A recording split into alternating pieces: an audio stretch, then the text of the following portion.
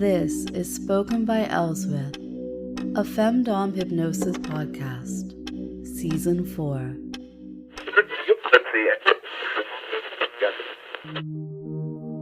Welcome to Episode 9. I'm going to chat a bit about feminization and then go into talking about the Book of Expectations and how it relates to the three maids.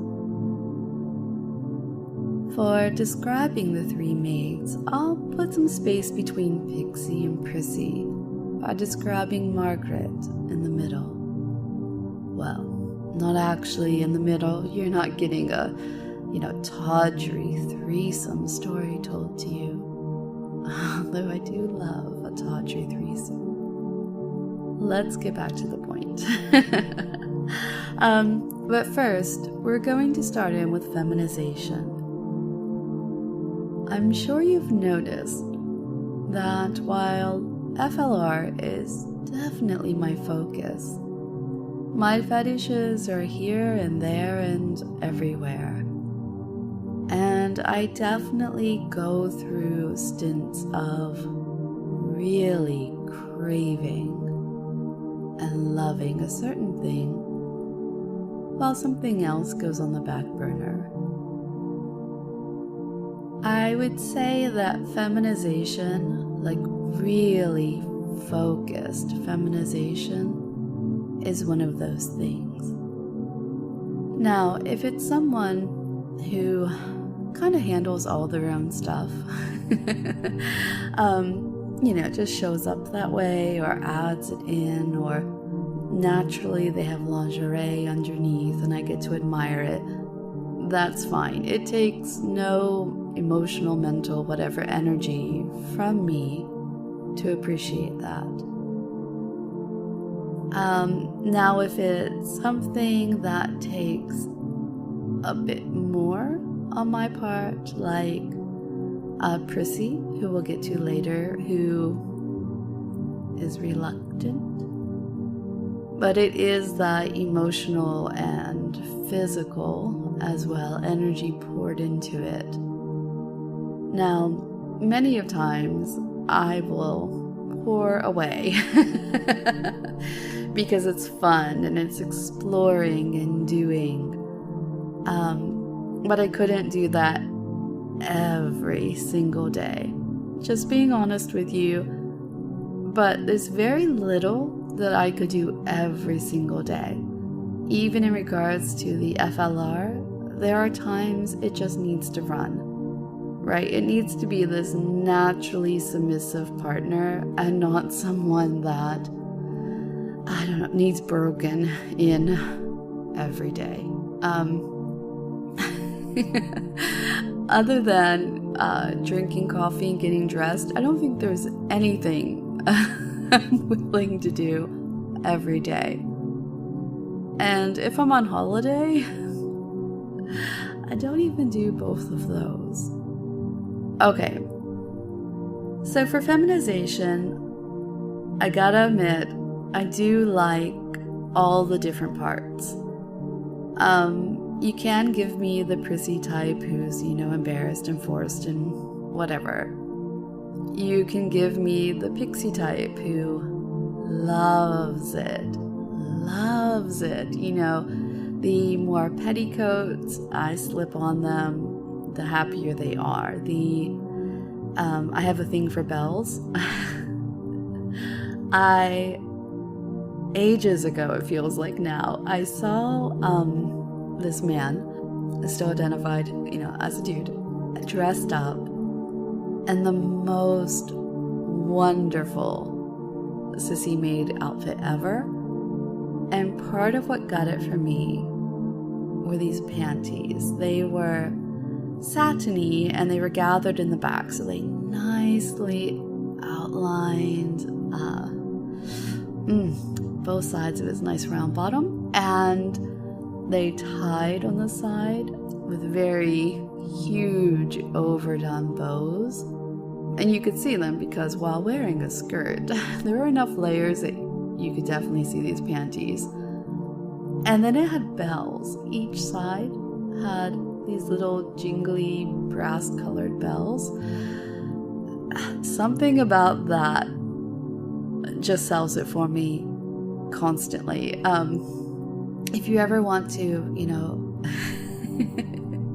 if you ever want to seduce me or someone like me, just show up in a pair of those panties. Nothing else, just those. That way you can, see and hear the bells.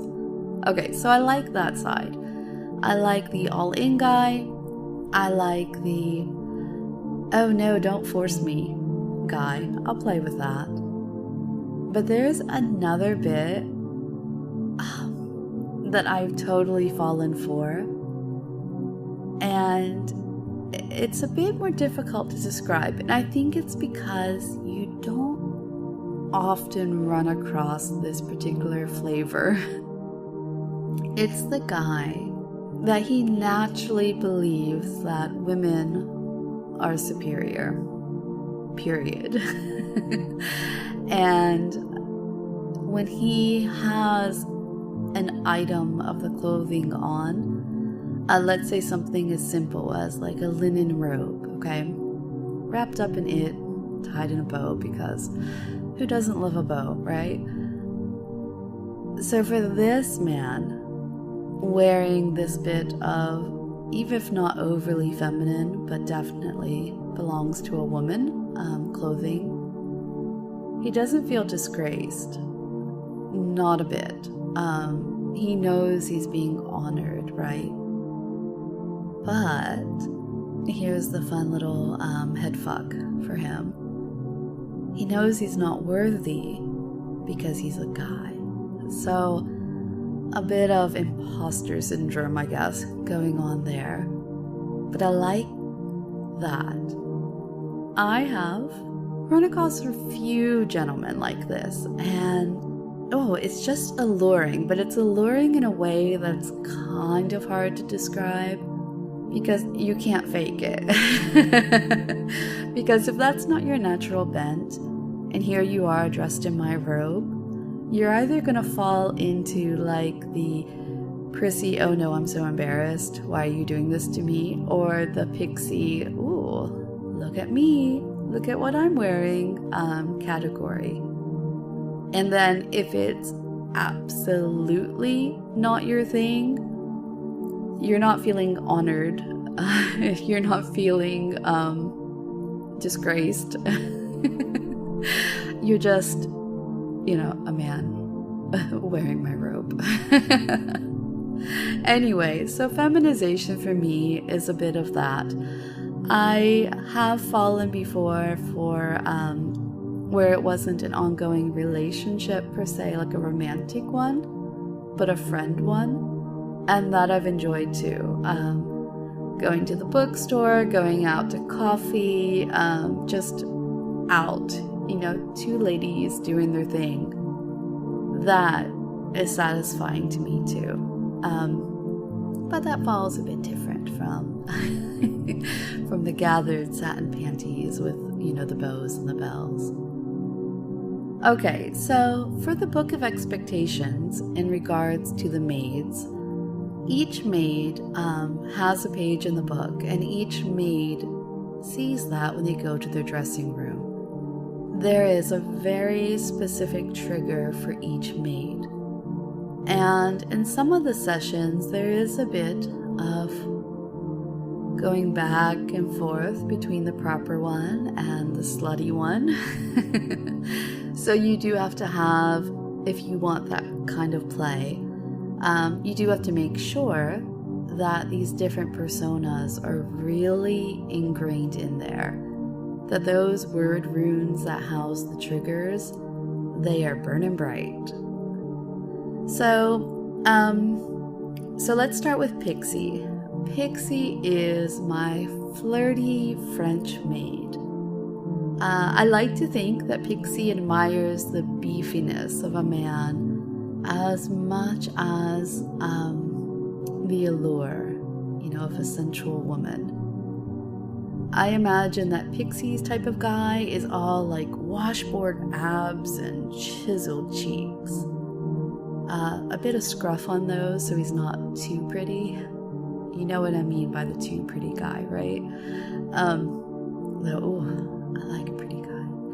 Okay, and bright baby blues to top it all off. And of course, Pixie's type of woman is sensual but stern, and willing to put up with Pixie's antics. Well, not just put up with them, but encourage them, even if it seems like she isn't.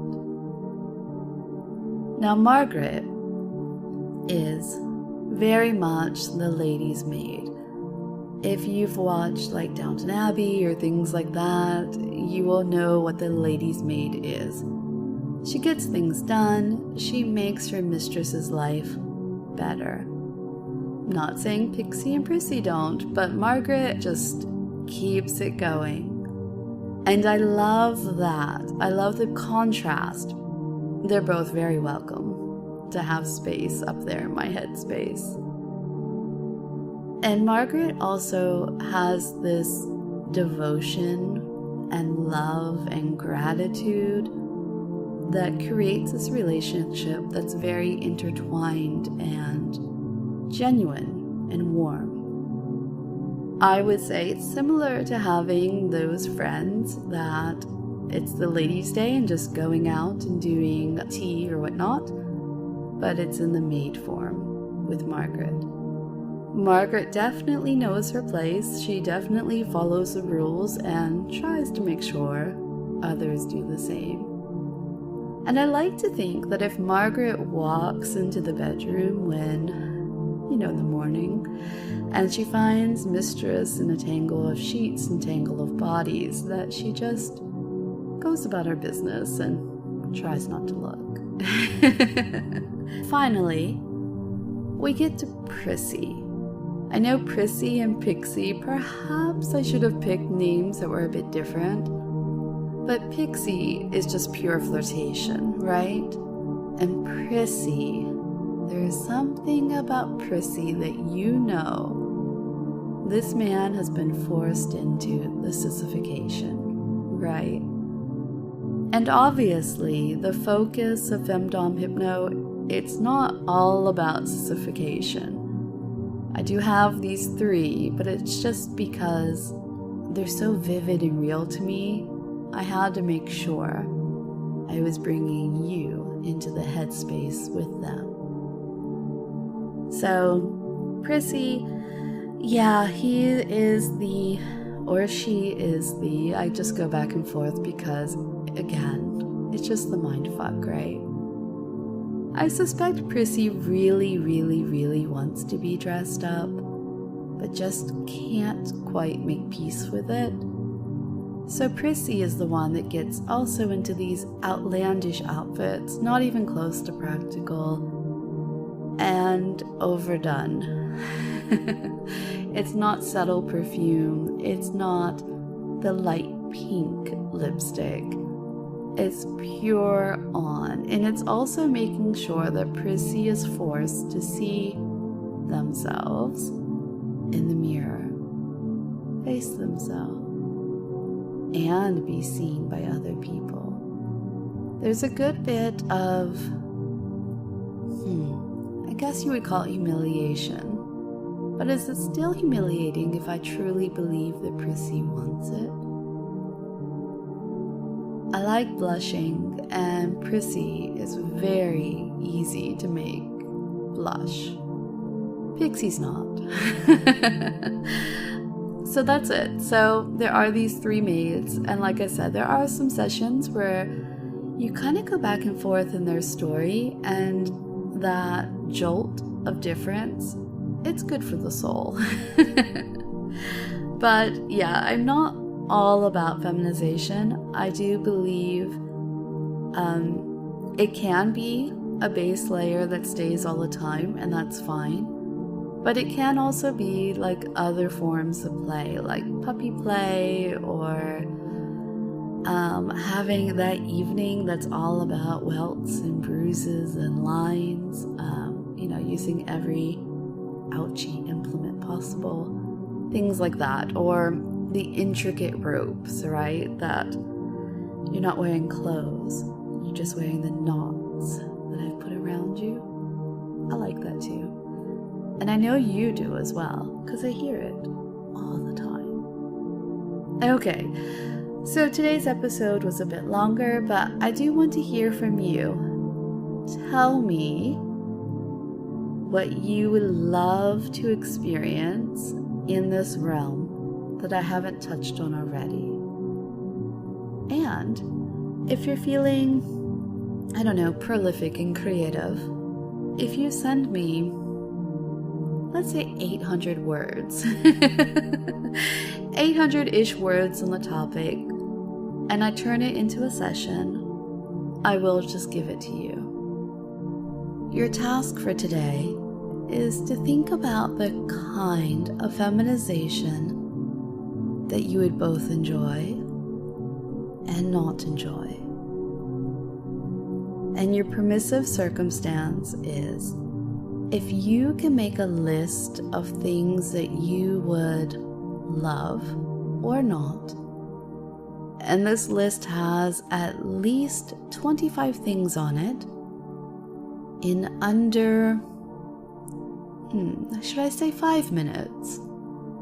Or 2 minutes for an extra challenge? I suppose it depends on how fast you can write.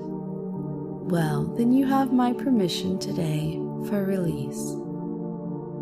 Hear from you soon. Bye for now.